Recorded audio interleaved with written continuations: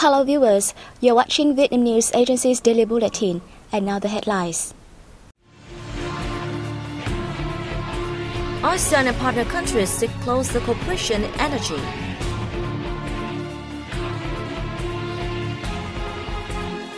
Expo boosts development of traditional craft villages.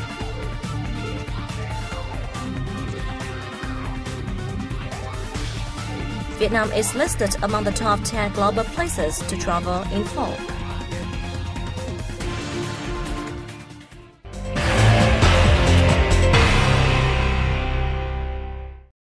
On October 8, Deputy Minister of Industry and Trade Hoàng Quốc Vượng led the Vietnamese delegation to the ASEAN Ministers on Energy Meeting +3 and the East Asia Summit Energy Ministers Meeting in Malaysia. The events were part of the 33rd ASEAN Ministers on Energy Meeting and associated meetings. Deputy Minister Vượng shared the view that all participating countries should consider harmonizing standards and regulations to ensure power connectivity, namely grid connection between ASEAN countries. At the ASEAN Ministers on Energy Meeting plus China, Japan and the Republic of Korea, the participants agreed to continue collaborative research into options for regional energy security, including nuclear power development, oil reserves, development of clean coal technologies, the exchange of clean coal technology, and carbon capture and storage. At the East Asia Summit Energy Ministers Meeting between 10 ASEAN member states and 8 partner countries, the delegates stressed the importance to ensure energy security for the East Asian region, because energy for the region accounts for 65% of global energy demand. They agreed to continue to improve energy efficiency, develop renewable energy, while focusing on making energy markets and infrastructure transparent.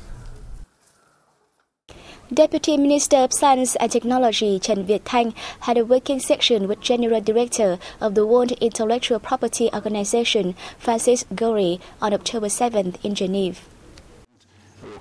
The General Director shared his joy at increasingly fruitful cooperation between World Intellectual Property Organization and Vietnam, saying that he hopes to visit Vietnam to deepen bilateral ties. Thanh, who is also Director of the National Office of Intellectual Property of Vietnam, thanked the organization for its contributions to development of Vietnam's intellectual property system.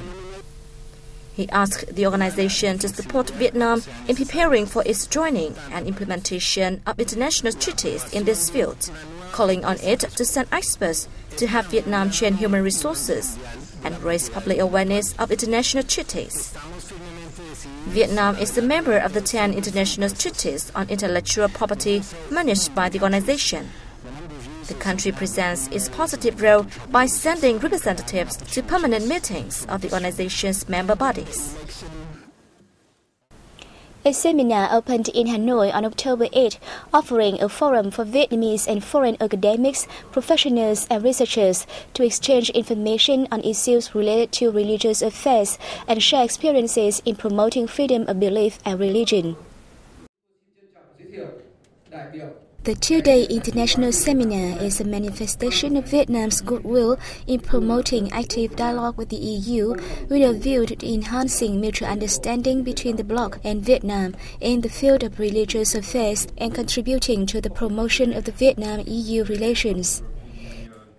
The seminar discusses the achievements Vietnam has made in promoting and ensuring freedom of belief and religion, the country's implementation of a legal framework on belief and religion, and its international commitments in protecting and promoting human rights in the area of freedom of religion.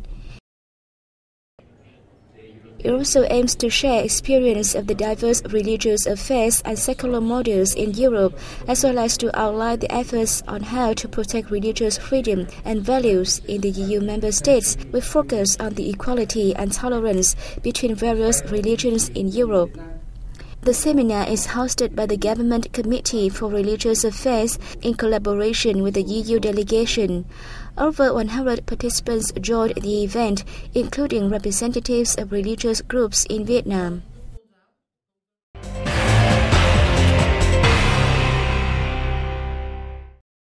Vietnam and Japan are among 12 countries joining the Trans-Pacific Partnership Agreement (TPP), whose negotiations have been concluded. Now is the time for their enterprises to further step up cooperation and trade links to seize opportunities offered by the deal, as defined at the Vietnam-Japan Business Forum in Ho Chi Minh City on October 7.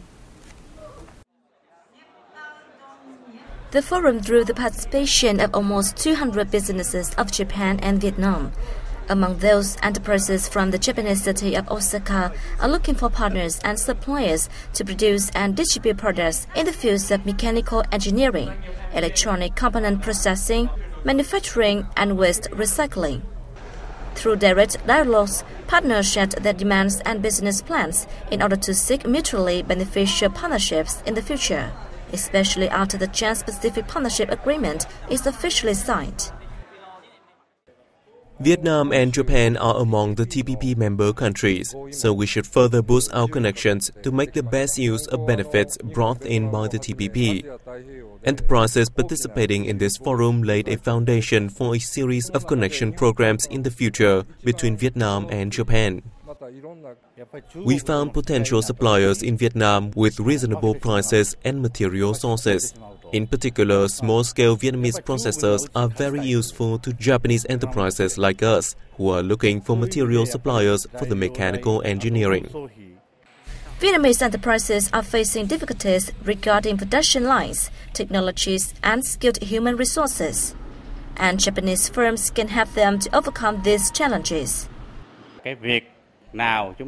Vietnamese and Japanese enterprises should cooperate in the fields of their forte right now. We should take advantage of technology transfer from advanced countries like Japan and the US. It is difficult for us to succeed if we only rely on low-cost labor forces.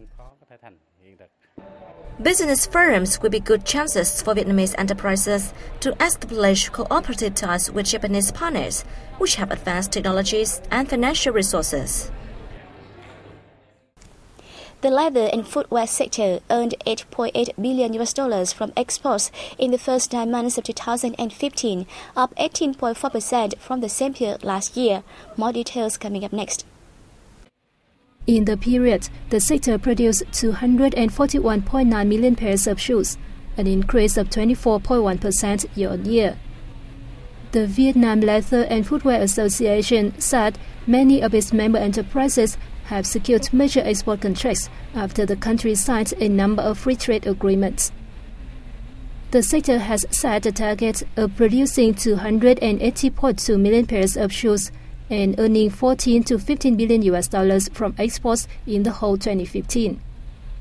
The figures are expected to rise to 314 million pairs and $16 to $17 billion in 2016. It also aims to raise the rate of locally made content in finished products to 60 to 65%. Footwear businesses were called to apply advanced technology in production in order to enhance product quality and design, thereby meeting the demand of domestic and international markets. Connectivity among enterprises should also be strengthened in parallel with enhancing management to ensure sustainable development of the sector.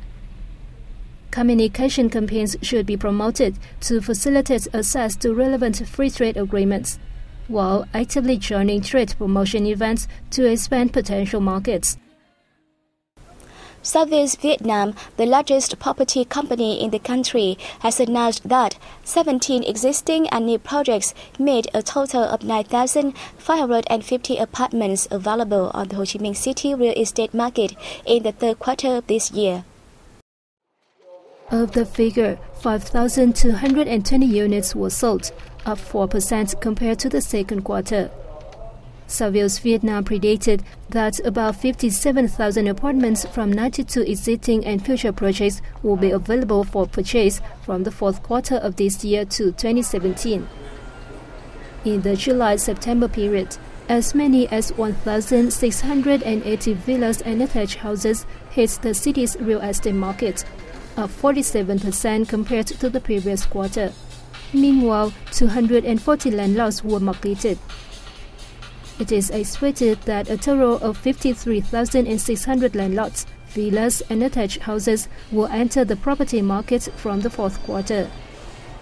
According to the company, the rising housing supply will not have any bubble effects as the economy is recovering and developing impressively, and the government has issued a number of policies to support the housing sector.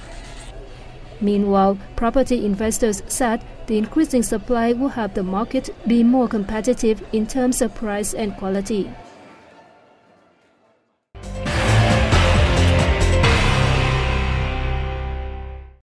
A traditional craft village expo is being held at the Quần Ngựa Stadium in Hanoi under the theme Traditional Quintessence, Integration and Pervasion. Our reporters with more. The expo is an annual event organized to promote the cultural values of the Vietnamese people and sharing them with friends from around the world. This year's expo presents 300 pavilions from 22 traditional craft villages, showcasing some of Vietnam's finest artistic presentations, including bronze casting, pyrography, embroidery, wood carvings, among others. It is an opportunity for artisans throughout Vietnam to gather and introduce their arts and crafts. The expo, much like its predecessors, aims to honor the traditional trade villages in the country, as well as solidifying their validity in an ever-modernizing world. More importantly, it acts as a platform for the tourism industry to promote the rustic simplicity of Vietnam's rural communities, which is arguably for travelers the more attractive side of the country. As such, this has become a synergetic relation where the tourism industry and the craft villages benefits from one another. For the craft villages, however, this is more than a simple monetary source. It is also a way to preserve and further develop the cultural and traditional arts, upholding historical values for future generations. The exposition will last until October 11th. The central coastal city of Da Nang raked in more than $45.3 million from tourism services in the first 9 months of this year, a year-on-year increase of 30.2%. The city welcomed over 3.7 million tourists in the period, up 23.6% from last year's figure. Da Nang was listed among the top 10 attractive destinations in Asia in 2013 and 2014 by readers of Smart Travel Asia, a leading regional online travel magazine. The coastal city also took the top spot in the online travel review site TripAdvisor's Destinations on the Rise 2015 awards. It ranked 6th of the 10 most improved cities globally in 2015 by Canada's Richest magazine. Under the city's tourism development orientations through 2020, the city will continue promoting its image in traditional markets such as Western Europe, Northern America and Eastern Europe, while expanding to others in Middle Eastern countries and India. The city expects to welcome more domestic visitors. It is now home to 74 investment projects in tourism and services worth over $8 million. This year, the city hopes to reach more than 4.43 million vacationers and earn $540 million. The Global Photos Travel magazine has picked out Vietnam as one of the world's 10 must-see destinations in autumn. Photos said autumn is an ideal time to travel, admire beautiful landscapes and experience different cultures. It said from the countryside of Vietnam to the beaches of the Florida Panhandle, these are Photos' top 10 places to go this fall. It's been 40 years since the end of the Vietnam War, and there's never been a better time to visit this rapidly developing nation. The travelers are looking for an exotic escape. September, October, and November are some of the slowest months, it said. Moreover, the weather at this time of the year is generally pleasant throughout the north and the south, the magazine said. There's a lot to see and do in Vietnam, but vacationers definitely should not miss Hanoi, Ho Chi Minh City, and picturesque Pat Long Bay, he recommended. Other must-visit destinations include Los Angeles, the US, Pisa City, the Czech Republic, and Piedmont City, Italy. And that's the end of our program. Thank you for watching. I'll see you next time.